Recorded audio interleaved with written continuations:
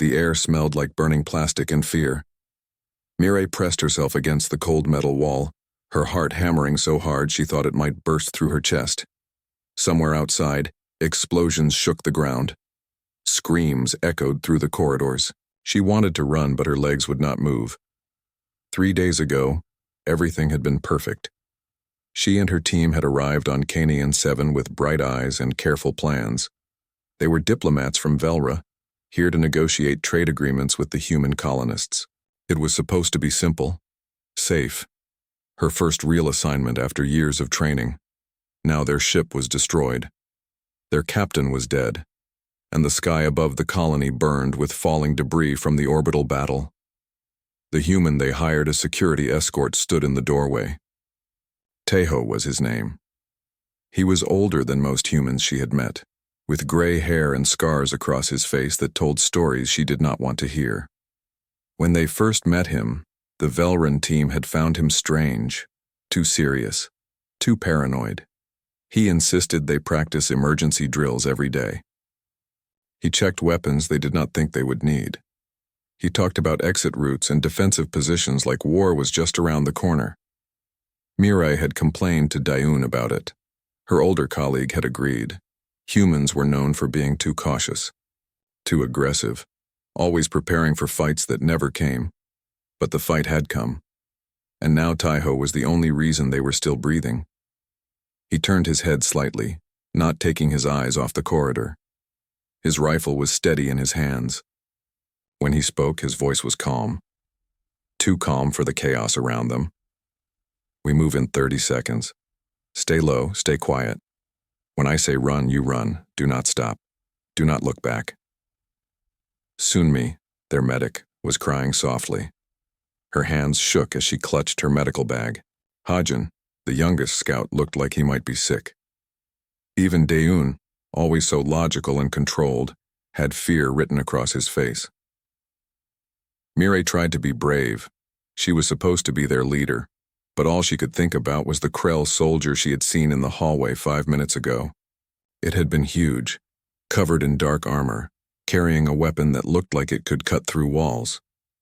Tejo had shot it 3 times in the head before it stopped moving. The Krell Confederacy. That was what Tejo called them. Raiders and slavers who swept through frontier worlds like a plague. Mireille had read about them in training files, but reading about danger was different from having it hunt you through dark corridors. Time, Tejo said. Move. Now. They moved. Mireille followed close behind the human with the others right behind her. Her legs felt weak. Her breathing was too loud. Every shadow looked like an enemy. Every sound made her flinch. Tejo led them through the burning colony with movements that looked almost casual. He would pause at corners, glance around, then signal them forward with a hand gesture. He walked like he was taking a stroll through a park, not escaping from an invasion. They turned a corner and froze. 4 Krell soldiers stood between them and the exit. The aliens were massive, nearly 3 meters tall, with faces that looked like nightmares. They had not seen the small group yet. Tejo's hand moved in a quick signal. Stop. Stay down. The Velrans dropped to their knees, pressing against the wall. Mireille held her breath. Surely the soldiers would hear her heart beating. Surely they would smell her fear. The human stepped forward into the open hallway, alone. What happened next lasted maybe 10 seconds, but Mireille would remember every detail for the rest of her life. Tejo did not charge. He did not shout.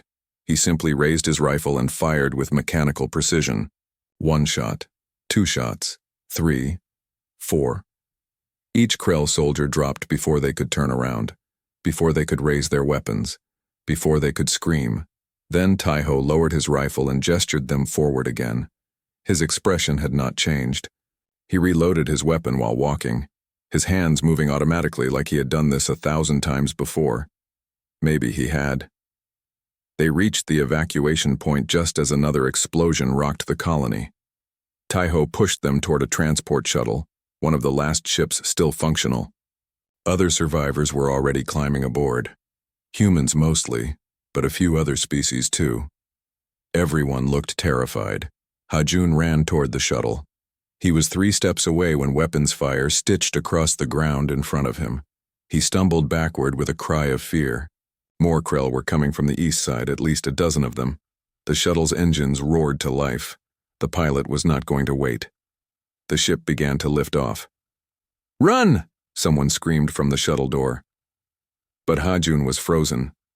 The Krell were getting closer, their weapons charged with sounds like growling animals. Mirai tried to move toward him, but her body would not obey. Taiho grabbed Hajun by the collar and dragged him behind a cargo container. Then he turned and opened fire on the approaching Krell.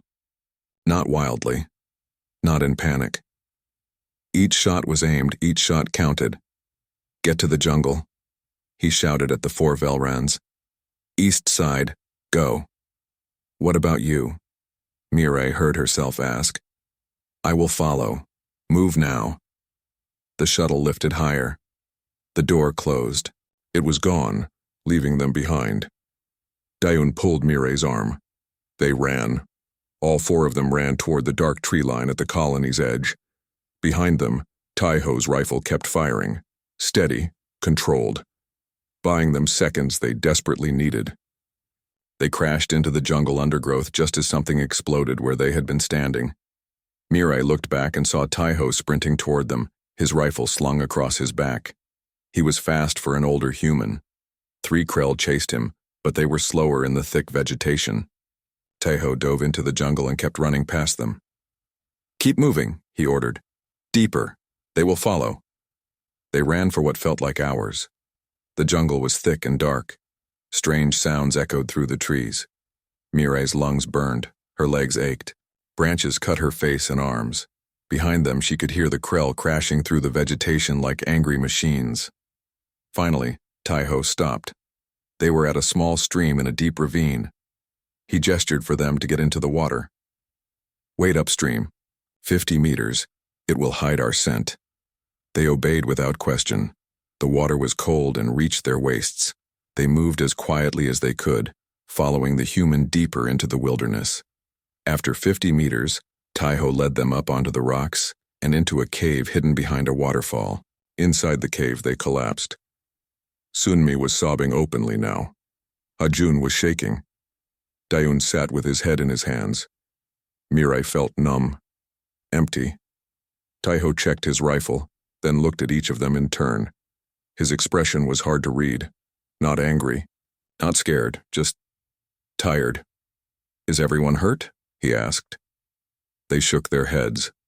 Scratches and bruises. Nothing serious.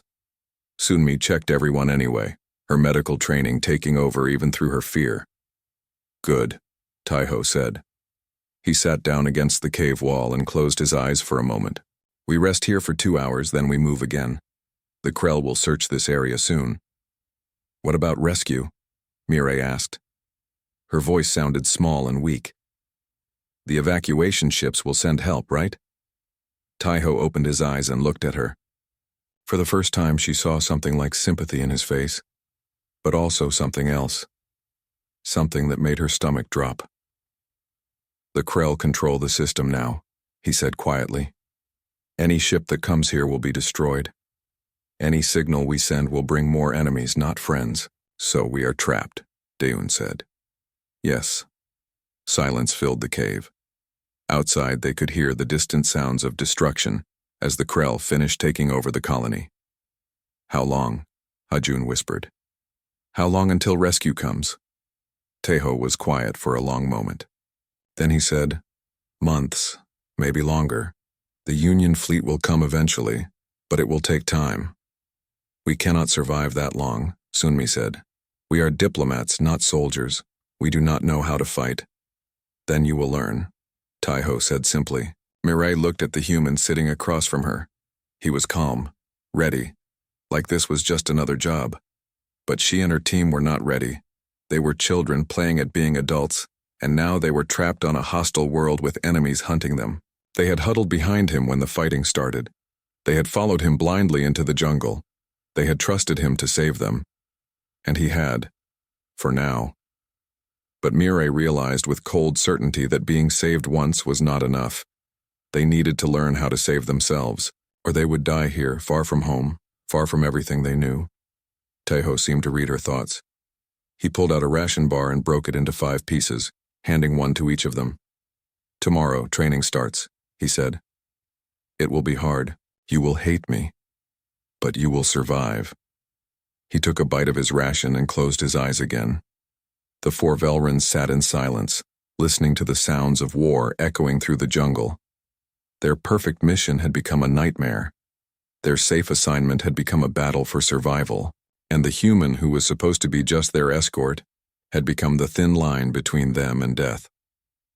Outside the cave, the sky glowed red with fire. The colony burned. And somewhere out there in the darkness, the Krell hunted for survivors to kill or capture. Mirai ate her ration bar slowly. It tasted like dust and chemicals. But she forced herself to swallow every bite. If Taeho said training started tomorrow, then she needed her strength. She looked at her team, her friends, her responsibility. They all looked broken, lost, but they were still alive. That had to count for something. Taeho's breathing had become slow and steady. Somehow The first week was hell. That was the only word Daeun could think of to describe it. Pure hell. Taeho woke them before dawn every morning, not gently. He would bang on a metal cup with a stick, making a noise that hurt their sensitive Velran ears. Then he would make them run, through the jungle, up hills, down ravines, until their lungs burned and their legs felt like they would collapse. Hajun threw up after the first run. Sunmi cried. Mirai wanted to argue, but she had no breath left for words. Only Daeun managed to stay quiet, though his body screamed with pain. After running came weapons training. Taeho had salvaged rifles from dead Krell soldiers. The weapons were heavy and awkward in Velran hands. They kicked hard when fired. The first time Hajun pulled the trigger, the recoil knocked him backward onto his tail.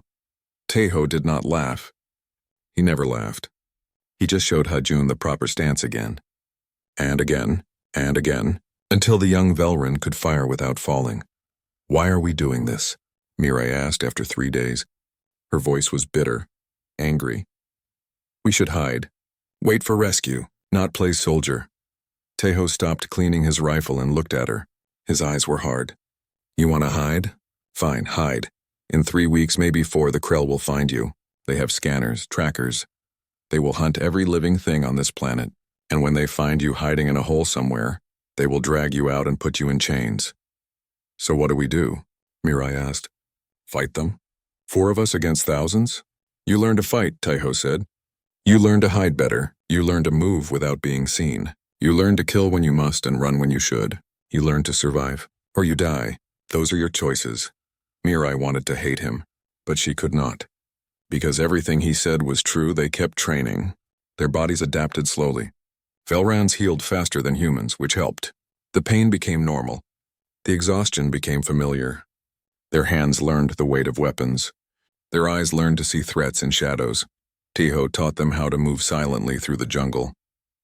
How to use natural cover. How to set simple traps. How to find food and water. How to treat wounds with limited supplies. Each lesson felt pointless until the moment they needed it. On day 12, Hajun spotted a Krell patrol 2 kilometers from their camp. He had been practicing his scouting skills, moving through the trees the way Taeho taught him. Silent. Careful. When he saw the 6 Krell soldiers, his first instinct was to panic, but he remembered the training. He marked their position, counted their weapons, noted their direction, and slipped back to camp without being seen. Taeho listened to his report and nodded. "Good work," he said. 2 words. But Hajun stood a little taller after hearing them. They moved camp that night. Taeho led them deeper into the wilderness away from Krell patrol routes. They carried everything on their backs. It was exhausting. But no one complained anymore. They were learning. Sunmi surprised everyone by becoming the best shot. Her hands were steady from years of medical work. She had patience. When she aimed, she did not rush. She breathed slowly and squeezed the trigger like Taeho taught her. Her shots hit center mass almost every time. Daeun found his talent in understanding systems. He studied the Krell weapons and equipment they scavenged. He learned how they worked, how to repair them, how to modify them. One evening, he showed Taiho a crude explosive he had built from spare parts. Taiho examined it carefully, then looked at Daeun with something like respect. "This is good," he said. "Very good. Tomorrow I teach you where to place these for maximum damage." Daeun felt a strange pride. He had never built weapons before. Never imagined he would need to. But now knowing he could create tools to fight back made him feel less helpless. Mirai struggled the most. She was trained to talk, to negotiate, to find peaceful solutions. Violence felt wrong in her bones. Every time she fired a weapon, every time she practiced hand-to-hand combat with Taiho, part of her died inside. One night, she sat apart from the others, staring at her hands. They had calluses now, scars. These were not diplomat hands anymore. Taiho sat down beside her. He did not say anything at first, just sat there in the darkness listening to the jungle sounds. Finally, he spoke. "You hate this, it was not a question." Mirai nodded anyway. "I wanted to build things," she said quietly. "Make connections between species. Help people understand each other. Not kill them." "Good," Taiho said. She looked at him in surprise. "Good? People who enjoy killing make poor soldiers," Taiho explained. "They take risks for the thrill. They forget why they fight. But people who hate violence and do it anyway, they are the ones who survive. Because they stay careful. They stay smart. They never forget what they are fighting for." "And what am I fighting for?" Mirai asked. Taiho gestured toward the camp where the others slept. "Them and yourself. And maybe, if we are lucky, the chance to go home someday." Mirai thought about that. Home felt very far away, like something from a dream she barely remembered. But the thought of getting back there, of seeing her family again, made something harden in her chest. A determination she had not known she possessed. "Teach me more," she said. Taiho nodded. "Tomorrow I teach you about leadership. Because whether you want it or not, they follow you. When I am gone, they will need someone to lead them. When you are gone." Mirai felt cold fear grip her. "Where are you going?" "Nowhere if I can help it," Taiho said. "But plans fail. People die. You need to be ready to lead without me." The idea terrified her, but she nodded, because he was right. He was always right about these things. On day 20, they conducted their first real operation. A supply raid. Taiho had spotted a small Krell supply depot 5 kilometers away. It was lightly guarded. Only 3 soldiers. But it had food, medicine, and ammunition they desperately needed. The plan was simple. Hajin would scout the perimeter and confirm guard positions. Daeun would plant explosives at the back entrance as a distraction. Sunmi would stay hidden nearby as their emergency extraction point. Mirai and Taiho would hit the front when the explosives went off, grab what they could, and run. Simple. But nothing about combat was ever truly simple. They moved into position after dark. Hajun disappeared into the shadows like a ghost. Mirai could barely see him, even though she knew where he was going. He had learned well. 20 minutes later, Hajun returned. He drew a quick map in the dirt showing guard positions. Exactly as Taiho had predicted. 3 guards. 1 at the front. 2 inside. All of them bored and inattentive. Daeun crept toward the back of the building with his explosive. His hand shook slightly as he placed it. This was real now, not practice. If he made a mistake, people would die. But his hands remembered the training. The device was armed and ready. He slipped back to the rally point and gave Taiho a thumbs up. Taiho checked his watch. Counted down with his fingers. 5, 4, 3, 2, 1. The explosion lit up the night. Not huge but loud. The 2 guards inside the building rushed toward the back to investigate. The guard at the front turned to look. Taiho and Mirai moved, fast and low. Mirai's heart pounded. Her rifle felt heavy. Every instinct screamed at her to run away, not toward danger. But she forced her legs to keep moving. The front guard never saw them. Taiho dropped him with 2 quiet shots. They were inside the depot in seconds. Taiho grabbed ammunition boxes. Mirai stuffed her pack with medical supplies and ration bars. Everything happened so fast, like a blur. Then shots rang out from the back of the building. The other 2 guards had realized the explosion was a distraction. They were coming back. Out. Now, Taiho barked. They ran. Mirai heard weapons fire behind them. Something whistled past her ear. Too close. Then more explosions. Daeun had planted additional charges they could trigger remotely. He was covering their escape. They reached the tree line. Sunmi was there exactly where she was supposed to be. She grabbed Mireille's arm and pulled her into cover. Behind them, the depot burned. Alarms wailed, but they were clear. They had done it. They did not stop running until they were 2 kilometers away. Only then did they pause to catch their breath. Mireille's hands were shaking. Adrenaline made everything feel sharp and bright. She looked at her team. Hajun was grinning despite his fear. Dayun was checking his remaining explosives with satisfaction. Sunmi was already examining the medical supplies they had stolen, and Taiho was reloading his rifle with calm, practiced movements. They had done it. Their first real mission, and they had succeeded. Taiho did not praise them. He just said that was sloppy. We make too much noise. Tomorrow we drill again. But Mireille saw something in his eyes, approval, pride maybe. He believed in them, not because they were perfect, but because they were learning, growing, becoming something other than helpless cubs. That night, around their small fire, they were quieter than usual. They had crossed a line. They had killed sentient beings, taken lives. That weight settled on all of them differently, but they had also proven something to themselves. They could fight. They could survive. And maybe, just maybe, they could make it through this nightmare after all. Mireille looked at Taiho across the fire. The human sat cleaning his rifle like always. Patient, methodical, unshakable. Once they had found him strange and frightening. Now they called him by a new name in their language. Vektar, the one who sharpens claws. He was teaching them to be dangerous, to be survivors, to be warriors, and slowly, painfully, they were learning. 3 months had passed since the invasion. The jungle that once terrified them now felt like home. Mireille moved through the dense undergrowth without conscious thought, her feet finding safe footing automatically. Her ears picked up the smallest sounds. A bird call that meant danger, water flowing that indicated a safe route, wind patterns that told her which way patrols might come from. She was not the same person who had arrived on this planet. None of them were. Their small group had grown. Other survivors found them or were found. Human colonists who refused to surrender. A family of traders from a species called the Porath. Even 2 Krell deserters who wanted no part in their confederacy's brutality. Now they numbered 47 fighters spread across multiple camps. Taiho had organized them into cells, small teams that operated independently, but coordinated through runners and hidden message drops. It was safer that way. If one cell was captured, they could not betray the others. The 4 Velrans had become leaders within the resistance. It happened gradually without anyone really deciding it. They had experience now, skills, and people naturally looked to them for guidance. Hajun led the scout teams. He had 15 people under him now, all learning the arts of stealth and reconnaissance. He taught them what Taiho taught him, but added his own innovations.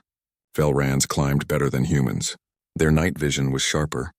He used these advantages to push deeper into Krell territory than Taiho thought possible. The Krell had started calling his teams the Shadows. They could strike anywhere, anytime, then vanish before reinforcements arrived. Hajun wore that fear like a badge of honor. Dayun ran the engineering and sabotage operations. He had a natural gift for understanding technology. Give him any device and he could take it apart, figure out how it worked, and put it back together better than before. He built weapons from scrap, created traps that could take down armored vehicles, designed communication devices that let them coordinate across long distances without being detected. The Krell called him the Ghost because his attacks seemed to come from nowhere. A bridge would explode. A power station would go dark. A supply convoy would find itself immobilized in the middle of nowhere. And there was never anyone to shoot at.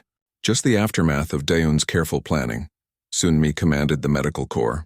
She had 12 medics now, trained to perform surgery under fire and stabilize wounds that would have been fatal weeks ago. She was still gentle and kind, but her hands no longer shook. She had seen too much death to be afraid of blood anymore. Wounded fighters refused treatment from anyone else. They trusted her completely. And Mireille had become what Taiho predicted. A leader. Not because she wanted to be, but because people needed her to be. She coordinated operations between different cells, settled disputes, made the hard calls about when to fight and when to retreat, kept morale high when things looked hopeless. They called her the negotiator now. Not because she negotiated with enemies, but because she held together a resistance made up of different species, different cultures, different ways of thinking. That was harder than any battle. One evening, the Corps leadership met in their main camp to plan the next series of operations. Taiho sat with his back against a tree, listening as the others talked. Mirai noticed he was quieter than usual. Let others speak more. She wondered if he was sick or injured, but he showed no signs of either. Hajun reported on Krell patrol patterns. Deun showed them a captured communications device he had modified. Sanmi requested medical supplies from the next raid. They worked through the agenda efficiently, like a well-oiled machine. When the meeting ended and others left, Mirai stayed behind. She sat down next to Taiho. "You are quiet," she said. "You did not need me to speak," Taiho replied. "You handled everything well." "That bothers you." Taiho was silent for a long moment. Then he sighed. "Yes and no.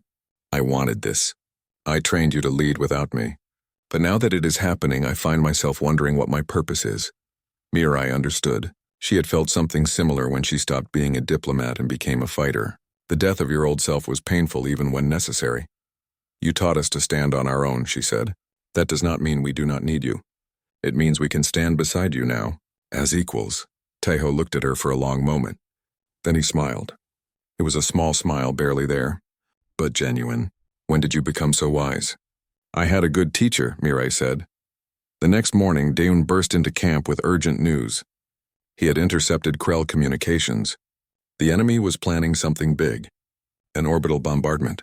They were going to burn the entire planet's surface to eliminate the resistance once and for all.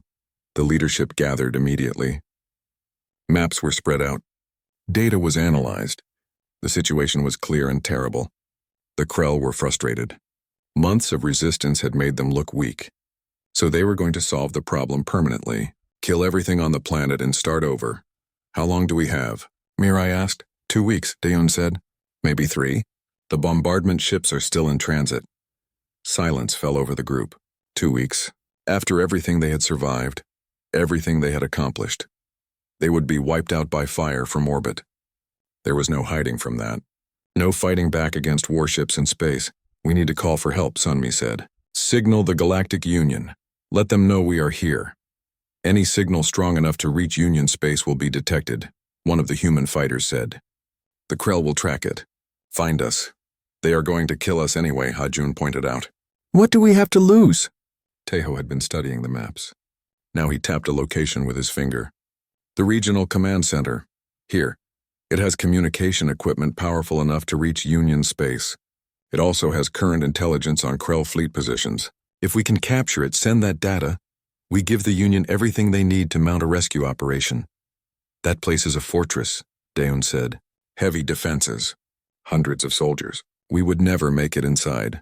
"Not with a direct assault," Taiho agreed. "But with proper planning, coordination, and a lot of luck, we might have a chance." Mirai looked around at her team. At the fighters who trusted them. At the human who had taught them everything.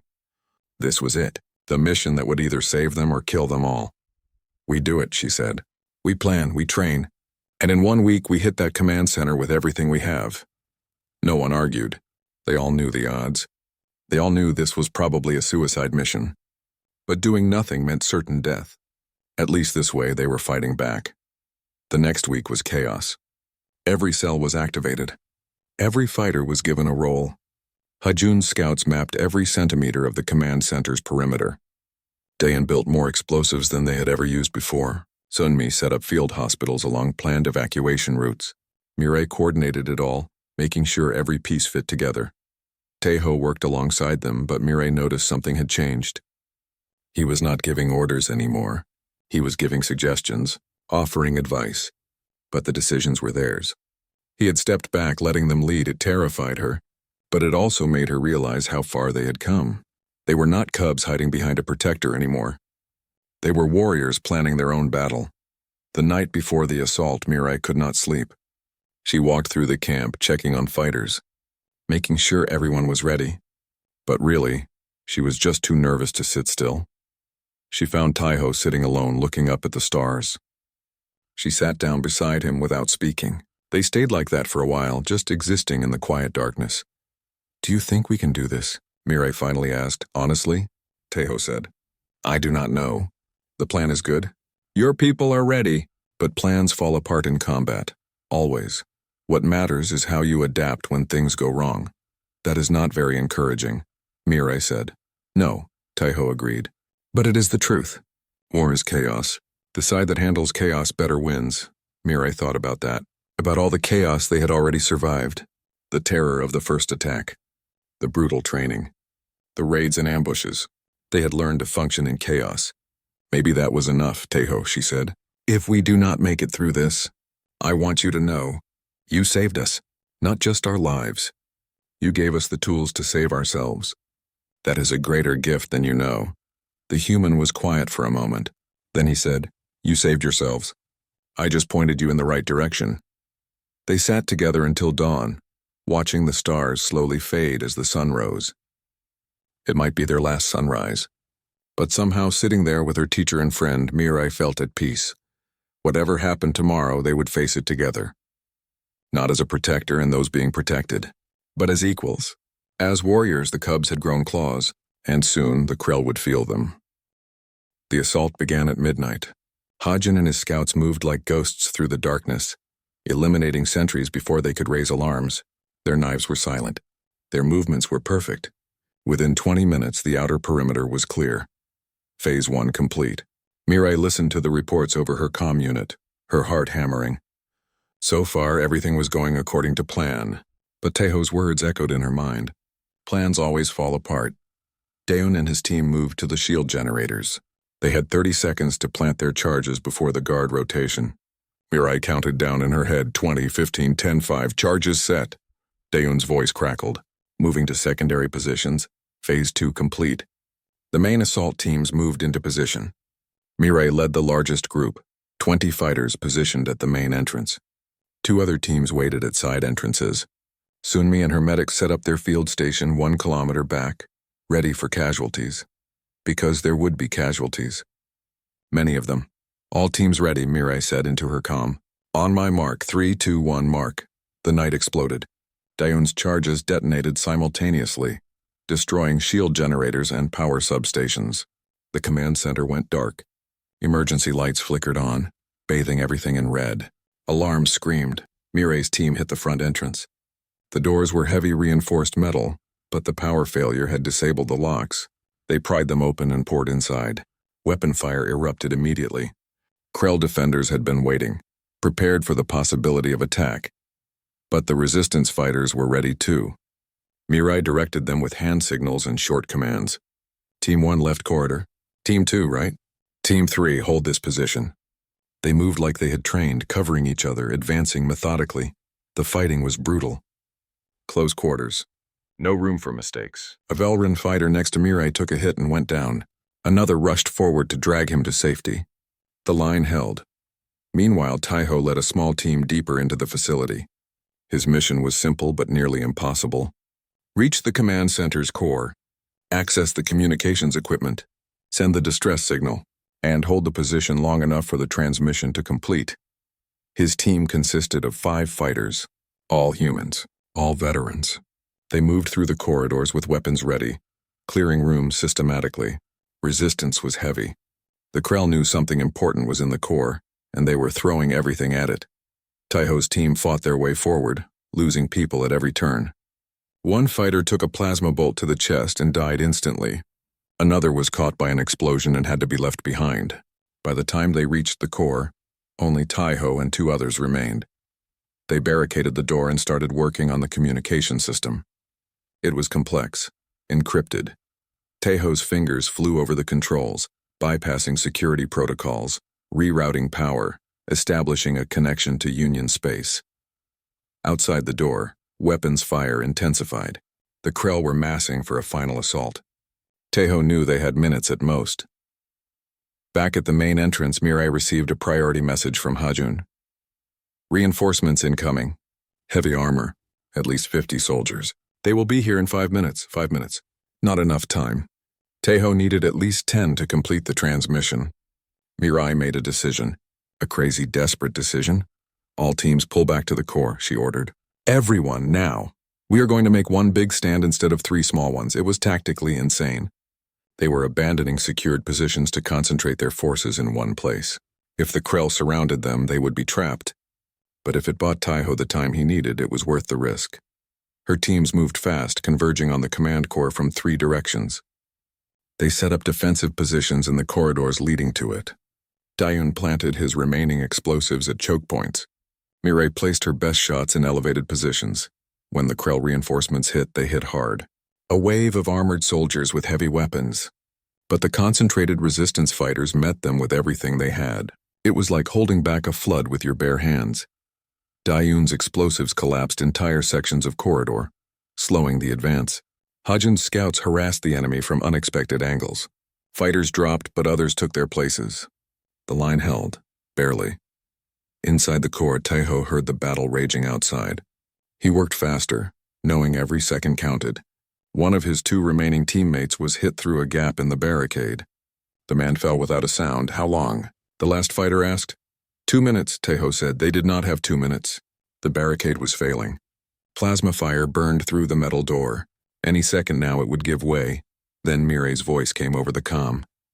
Taiho, we are coming to you. Hold on. Negative, Taiho said. Maintain defensive positions. Do not compromise the...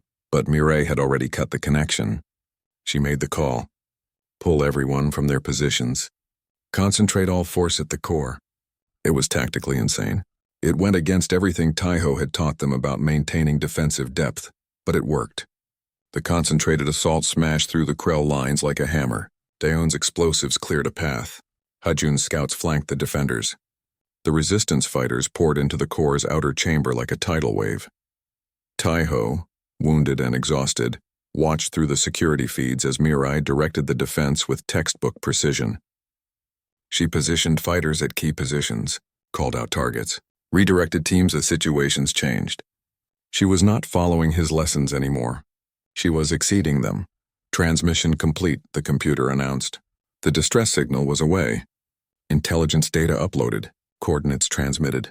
Everything the Union needed to mount a rescue operation. But then the walls shook. Taiho looked at the security feeds and felt his blood run cold.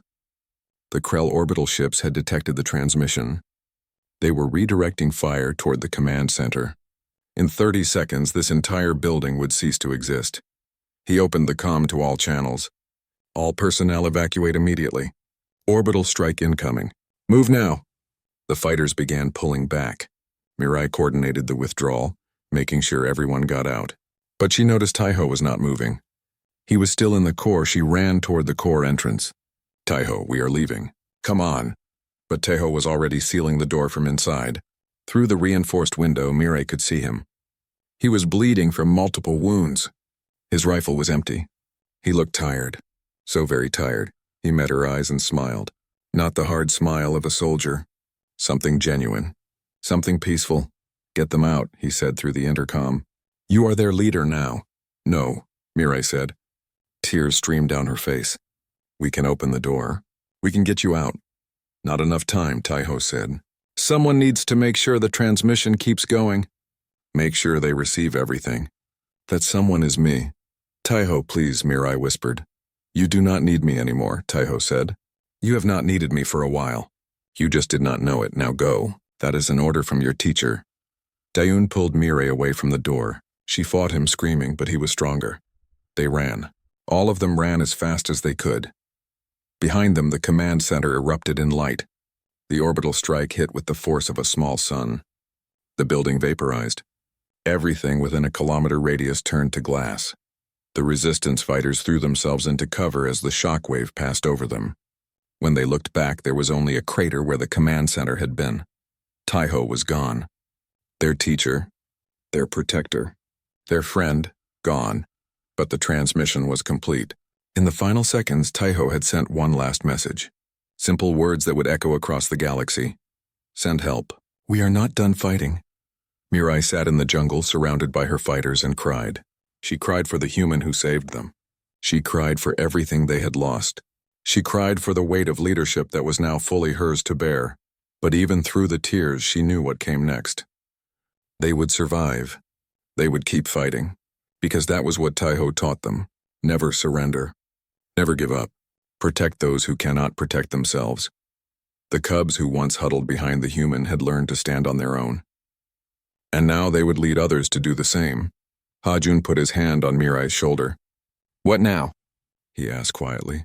Mirai wiped her eyes, stood up, looked at her team, her fighters, her responsibility. "Now we survive," she said. "We keep fighting. We make sure his sacrifice was not in vain. And when the Union fleet arrives, we are still here, still standing, still fighting." The others nodded. They moved out, heading deeper into the jungle, away from the Krell, toward safety, toward tomorrow. Behind them, smoke rose from the crater that had been the command center, a monument to one human's final stand, a reminder that sometimes the greatest victory comes through sacrifice. Taiho was gone, but everything he taught them lived on, in every fighter he trained, in every tactic they used, in every life they saved. He had taught them to fight, and now they would teach others to stand. The war was not over, but the cubs were cubs no longer. They were warriors. They were leaders. They were survivors, and they would never stop fighting. 3 weeks after Taiho's death, the sky above Canaan 7 filled with ships. Not Krell ships, Union ships. Hundreds of them. The cavalry had finally arrived. The intelligence Taiho transmitted had been perfect. Fleet positions, weak points in their defenses, optimal attack vectors. The Union fleet hit the Krell like a hammer, and the enemy forces crumbled within days. The occupation was over. Mirai stood at the edge of the landing zone as rescue ships touched down. Around her, the resistance fighters watched in stunned silence. They had survived. Against impossible odds through months of hell, they had survived. Union soldiers poured out of the ships, setting up aid stations and security perimeters. Officers coordinated rescue operations. Medics began treating the wounded. Someone tried to give Mirai a blanket and hot food, treating her like a victim. She politely declined both. She was not a victim. None of them were. They were survivors, warriors, and they had business to finish. A Velran diplomatic ship arrived on the second day. Government officials rushed out, shocked to find their lost diplomats alive. Mirai's team had been declared dead months ago. Their families had held memorial services. The government had moved on, but here they stood, changed, scarred, hardened by war. The lead diplomat, an older male named Quan, approached Mirai with tears in his eyes. "You are alive, all of you. This is a miracle." "Not a miracle," Mirai said quietly. "We had help." Quan wanted them to come home immediately, return to their families, resume their lives. But when he explained this, Mirai and her team exchanged glances. Their old lives felt like distant memories. They were different people now. "We will come home," Mirai said. "But not yet. First, we have something to do." They returned to the crater where the command center had stood. The glass had cooled now, forming strange patterns across the ground. In the center, where Taiho had made his final stand, they placed a marker. It was simple, just a piece of metal with words carved in both human and Velran script. Taiho's name, his rank, and below that a phrase Mirai had chosen carefully. "He taught us to fight. We teach others to stand." They stood together in silence, the 4 Velrans who had survived everything. Mirai, Daeun, Hajun, Sunmi, the cubs who had grown claws. "What would he say?" Hajun asked quietly. "If he could see us now?" Daeun smiled slightly. "Probably that we are still too sloppy, that we need more training." Sunmi laughed softly. It was a sad sound but genuine. He would be right too. "We have so much more to learn." "Then we will learn," Mirai said, "and we will teach others. That is how we honor him, by passing on what he gave us." They returned to Velra 1 month later. The reception was overwhelming. They were heroes, celebrities. Everyone wanted to hear their story, shake their hands, thank them for surviving. But the attention felt wrong. They had not fought for glory or recognition. They fought to survive, to protect each other, to honor their teacher's sacrifice. When the government offered them positions as advisors, Mirai had conditions. They would help. They would teach. But on their terms. They wanted to establish a training program based on what Taiho taught them, a program that would prepare young Velrans for the realities of war, not the sanitized versions taught in traditional military academies. The government was hesitant at first. War was ugly, brutal. Many officials wanted to pretend it could be civilized and controlled, but Mirai was insistent. If Velra wanted to survive in a dangerous galaxy, they needed warriors who understood reality. Eventually, they agreed. The program was established. They called it Vectar's Legacy, the one who sharpens claws. The first class of recruits arrived nervous and uncertain, just like Mirai's team had been. They were young, idealistic. They thought war was about honor and glory. Mirai stood before them on the first day and told them the truth. War is not glorious. It is brutal, terrifying. It will change you in ways you cannot imagine. Some of you will not survive the training. Others will quit. But those who make it through will gain something precious, the ability to protect those who cannot protect themselves. The training was hard. Mirai did not make it easy because Teho never made it easy for her. They learned weapons, tactics, survival skills, but also leadership, decision-making under pressure, how to function when afraid. Hajun taught reconnaissance. Dayan taught engineering and sabotage. Sunmi taught field medicine. And Mirai taught leadership, the hardest lesson of all. The program's reputation grew quickly. Other species took notice. The Velrans, once seen as naive newcomers to the galactic stage, were producing exceptional soldiers. Not because they were physically superior, but because they combined Velran natural abilities with human tactical philosophy. Within a year, the first graduates emerged. They carried themselves differently, confident but not arrogant, ready but not eager. They understood what violence cost and did it anyway when necessary. News of the program spread across the galaxy. Young species, those still finding their place among the stars, sent representatives to observe. Some asked if they could establish similar programs for their own people. Mirai became a prominent voice in the Galactic Union. She advocated for stronger defensive pacts, better coordination between species, more realistic training for military forces. Some called her a warmonger. She did not care. She knew the cost of being unprepared. Dayun advised multiple governments on defensive technologies. Ajun trained elite reconnaissance units for 3 different species. Sunmi established combat medical programs that saved thousands of lives. They were not cubs anymore. They were leaders, teachers, warriors who understood that true strength was not about dominating others, but protecting them. 5 years after Kanian 7, Mirai stood before a new graduating class of Vectar's Legacy. The ceremony was held outdoors under a clear sky. Hundreds of young Velrans sat in neat rows, their eyes bright with pride and determination. Mirai looked older now. She had new scars from battles fought after the liberation. Gray fur streaked her face, but her voice was strong when she spoke.